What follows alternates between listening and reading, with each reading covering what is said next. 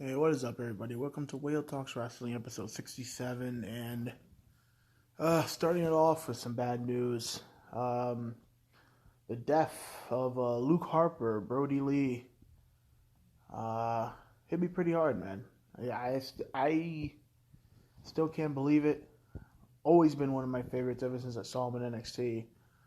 You know, I always remember arguing with like my cousin and stuff. He used to be a big Ray Wyatt fan. I'm just like, oh, Luke Harper is the actual star of the group, and I believed that. I always did believe, to me, Luke Harper was going to be something huge. He got his chance to shine a little bit. When he won the IC title off Dolph Ziggler, and they had that kick-ass ladder match. The whole thing in the Wyatts versus the Shield was pretty great. Even the Bludgeon Brothers. I fucking loved the Bludgeon Brothers. I loved the theme. I loved the everything. They were undefeated for like almost a year. They won the tag team titles. Then they had that awesome story with Bray Wyatt and Randy Orton. Where Randy was infiltrating the Wyatt family. And I always kept saying they should have done Harper, Randy, and Wyatt in a three-way. Even if I knew Harper wasn't going to win, you know what I'm saying? It would have been nice to just give him that big WrestleMania match that he deserved. But, like I said, it's unreal. I still can't believe it myself. Like, I've been watching, his matches all day. I've been watching all the stuff with the Dark Order. That's too. He was killing it in AEW with the Dark Order stuff. He came in as the exalted one. And he was doing great on there too. He was doing really good there too. He had that really good feud with Cody. I always said he should have never lost the TNT title, but I don't know, I'm pretty devastated, honestly. Because, this guy was on TV, not even a month ago. You know what I'm saying? Cody was his last opponent, so crazy. It's just the way this man always talked about his kids and his family. Every interview he did, you hear it. All he talks about, his son, and everyone always seemed to love this guy. He was just a funny dude. He was great in the ring. The whole time I was gushing about, because I was like, I can't wait till he goes to New Japan, because I want to see, Brodie Lee versus freaking the Minoru Suzuki, or Brodie Lee. Imagine Brodie Lee and Okada.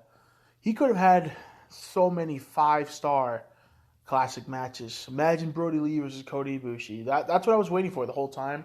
Like, I love this run in AEW, but the whole time I'm just like, I really can't wait. Hopefully he can cross promote and go to New Japan, but sucks. But just want to start off with rest in peace, Brodie Lee, Luke Harper. Like I said, you were always one of my favorites. You were always in my fave 5. I always promoted the crap out of this man. I always knew the talented dude that he was. He could do it all. Heel, babyface, tag team wrestler, main eventer, mid-card. He could do it all. He could talk. He could do it all. He could wrestle. Like, he had the whole package. He wasn't small. He was a big dude, and he can be athletic as all hell.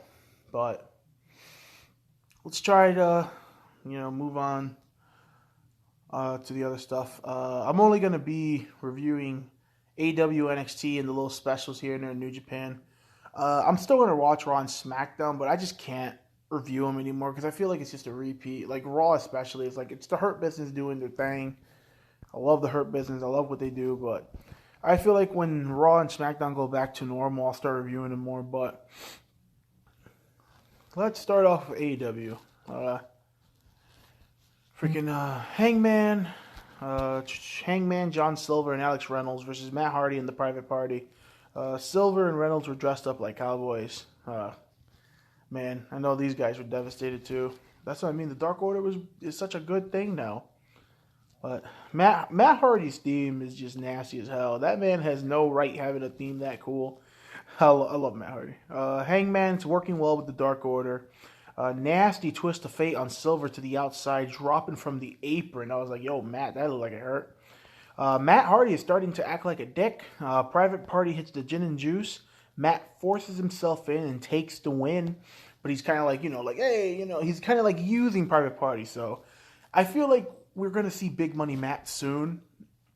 And I'm okay. I loved Big Money Matt. That whole feud with EC3 and the double turn, I thought Big Money Matt was awesome.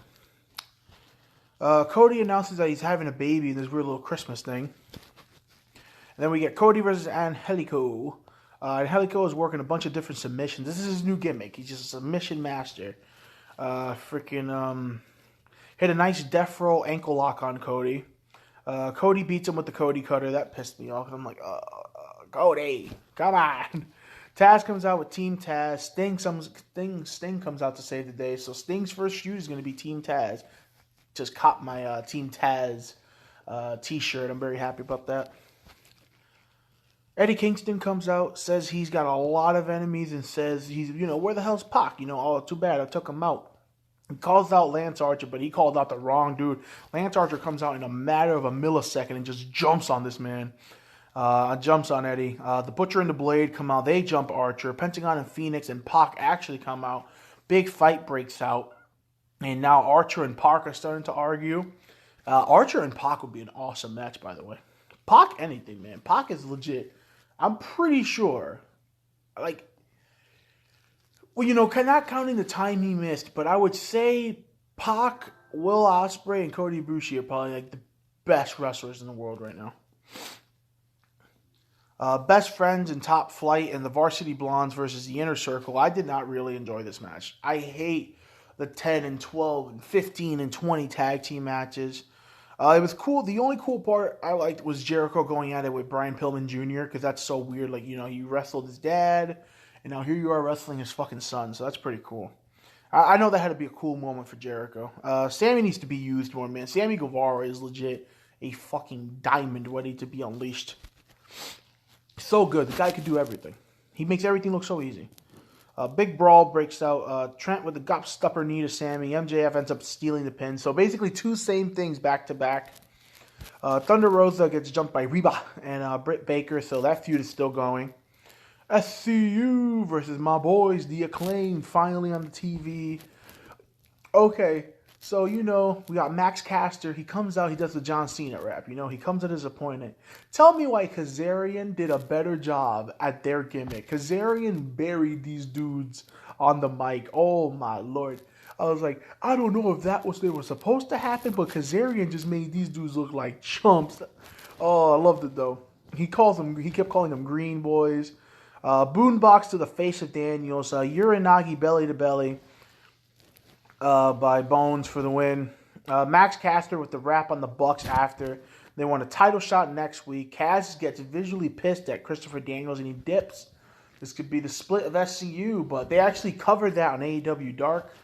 So basically SCU is going on one more title hunt. And if they lose, they're doing the Ric Flair thing. If they lose any matches, SCU is 100% finished. So we'll see what's going to happen.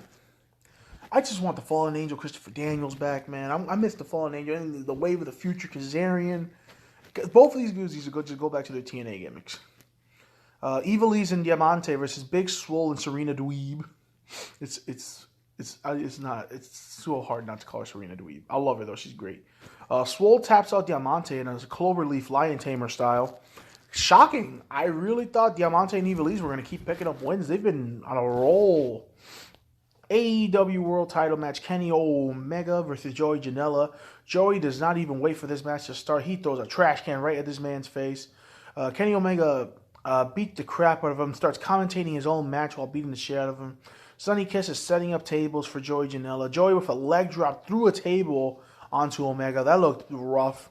Pair of V-triggers, one winged angel done. Was hoping it was a little bit longer, but they're really trying to make Omega this beast again, which I'm very happy for.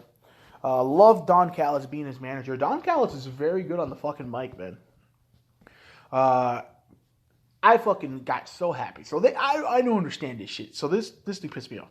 Pac comes out and basically says they got unfinished business. I'm like, let's fucking go. We're gonna get Pac versus Kenny for the AEW Championship. And then he says yo, you owe my boy Ray Phoenix a title match because Phoenix got taken out of the tournament because he got injured. So he's getting one in 2 weeks. I was like, fuck, I really wanted Pac versus fucking Kenny again.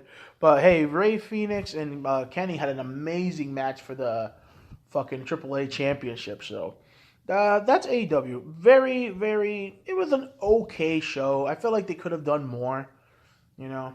But like I said, wrestling overall. It's very meh right now. Like AEW is good, NXT is good, and New Japan's good. TNA not bad, or Impact, whatever. I watch Impact too.